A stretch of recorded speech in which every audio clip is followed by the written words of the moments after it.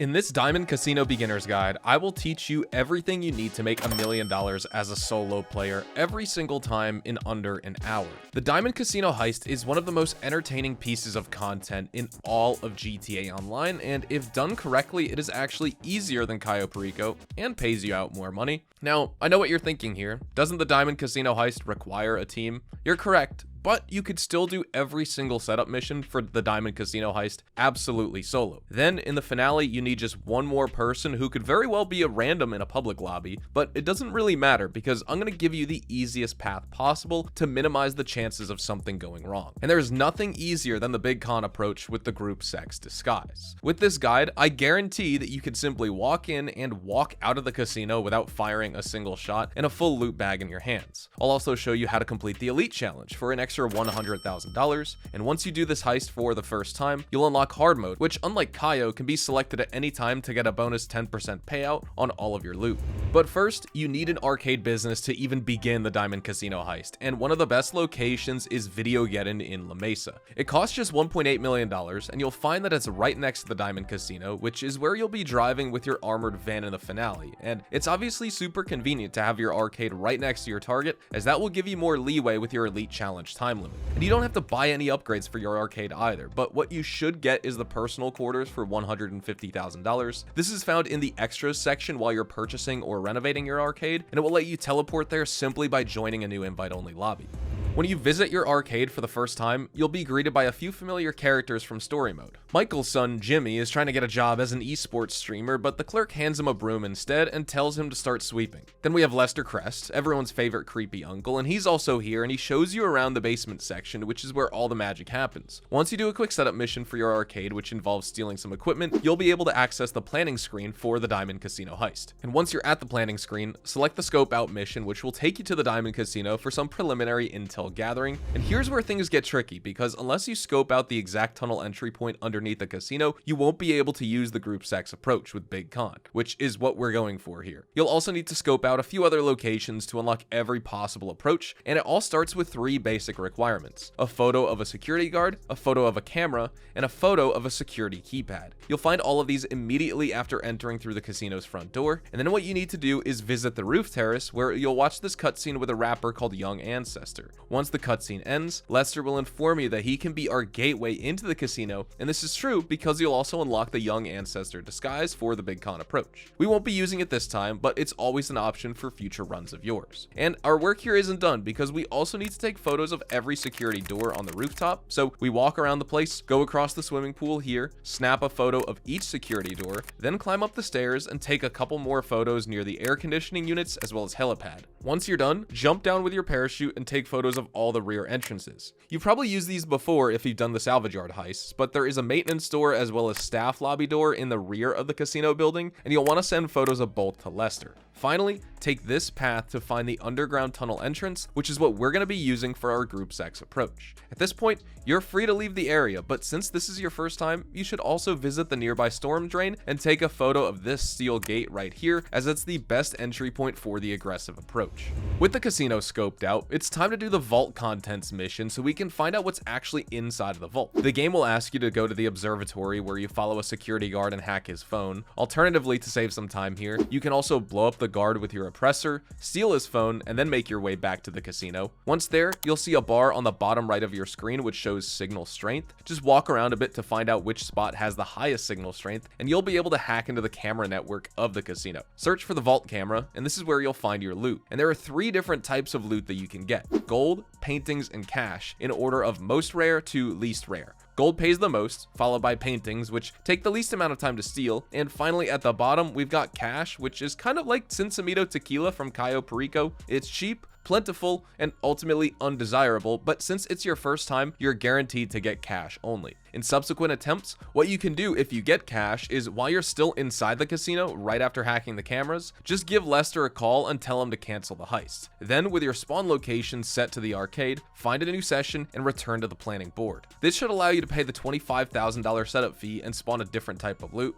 By the way, there is a chance to get diamonds at the casino, which is even more valuable than gold, but unless it's an event week where these are forced to spawn, you won't be getting these. Next, it's time for equipment prep, and which prep missions you get will depend on the approach that you select. Since we're going with the big con approach, the game will ask you to source unmarked weapons, getaway vehicles, a hacking device, vault keycards, and some disguises. All setups are divided into two categories here, mandatory and optional, and you can view a list of both types on the top right hand side of your planning board. And here's a quick tip. If you're wondering what you gain by doing each optional setup, just press tab to view detailed breakdowns of what each setup entails, and if you're on console, you can press Y on Xbox or triangle on PlayStation.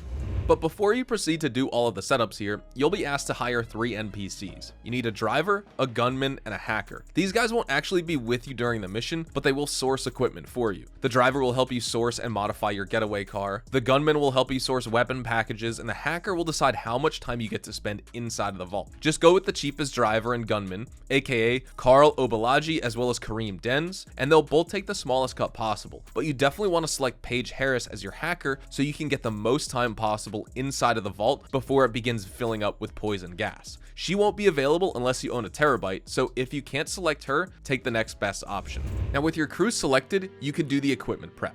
I usually go with the micro SMG loadout for my guns and Sentinel Classic as my getaway vehicle, but you can pick whichever option you like. It doesn't really matter as we won't be doing much, if any, shooting at all, and in the finale, you can actually steal a Frogger helicopter that's usually parked just a few streets away from the casino. One thing you guys want to keep in mind with casino heist prep work is that most of these missions are designed with duos in mind, so you'll often have to make 2 trips to get all of the equipment back to your arcade. For example here, during the getaway vehicle prep mission, you'll have to steal 2 cars, and based on random chance, you can get 1 out of 4 different mission types. The best one is where you steal a valet costume and drive away with your getaway car from the casino itself, but you can also get a really annoying mission where you have to go to a cargo ship and drive the cars off the shipping containers while fighting a bunch of guards. Similarly, when you do your weapons prep, once again, you have a bunch of mission types that you can get. Some are easy, like this one where you pull up to a Vagos clubhouse and kill a few thugs, then steal the weapons cache inside. However, you can also get the mission where you have to chase 4 separate news vans around the map and you don't know which one of them is carrying the weapons. I'm not going to cover every single setup mission in this video as that would require a completely separate video all by itself because there's so much, but what I can tell you is that you're able to get a different prep mission simply by switching to a new invite only lobby if you want, and with a little practice you can do all the prep work in about 40-ish minutes, which is not too bad at all. For the vault keycard mission, the game will tell you to hijack a prison bus, but you can skip this whole process and fly straight to Bolingbroke Penitentiary and kill this guard who's usually at the bottom of this tower, then grab his keycard and fly away. Sometimes he'll be inside, so walk in, shoot him, grab the keycard, and fly away. When you get the hacking device mission, there are 2 variants here. One where you invade the FIB building and another where you infiltrate the news building. The FIB one is going to be easier as you get a disguise right from the start, so switch sessions if you want that one. And if you get detected while exiting the FIB building with your hacking device, don't panic, it's scripted that way. Simply shoot the enemies, then run out and summon your terabyte, quickly get in and out of the nerve center to remove your wanted level. By the way, this trick works with any service vehicle as well, be it the MOC, Acid Lab, or even Avenger. Next, let's talk optional setups. Which ones are worth doing? I'd say you only need 2, patrol routes and the level 2 security pass. Patrol routes so you can see the guards on your minimap from further away, and the level 2 pass so you can open any door you want without having to do that annoying keypad hack, which practically requires photographic memory. Seriously, if you don't have a level 2 pass and you're a beginner, you probably won't make it out undetected, and you will also fail the elite challenge guaranteed. So either spend $70,000 on that level 2 pass or do the mission. For the patrol routes, you'll go to a car park where the Duggan security team is having an off-site meeting, and the guard roster is in one of the vehicle's trunks, and you'll have to find this vehicle based on the image provided by Lester. Stealth is possible here, but I'd much rather shoot everyone and take the photo as it's more reliable and doesn't take more than a minute or 2.